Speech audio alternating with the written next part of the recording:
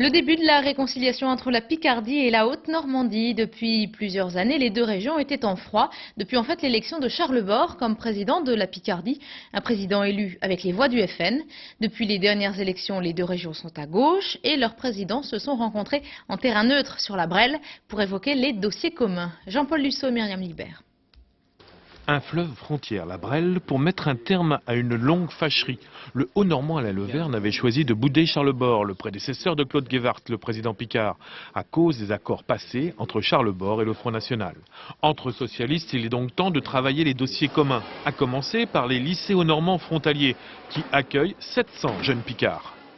La formation des jeunes des deux régions a beaucoup de similitudes et donc on a des efforts communs à faire. On va construire des lycées ensemble par exemple. Et puis en matière de transport, cela touche la RN 31, la liaison ferroviaire, que ce soit en matière de tarification avec la région parisienne et aussi tout ce qui est le fret ferroviaire parce que la ligne d'évitement de Rouen et de la région parisienne doit transiter par la Haute-Normandie d'abord et la Picardie ensuite. Les domaines de compétences régionales sont ainsi revivifiés. De plus, les deux régions d'un même bord politique se serrent les coudes pour lutter sur les transferts de compétences pour les routes nationales par exemple et la mise à 4 voies des axes normando-picards.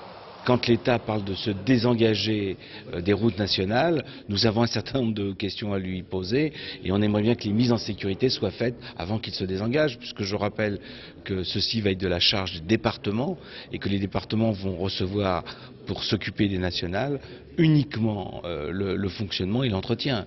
Donc la mise à 2 fois 2 voies deviendra impossible. 6 années de brouille sont désormais de la vieille histoire. Pour rattraper tout ce retard, un pont a été construit aujourd'hui entre les deux régions.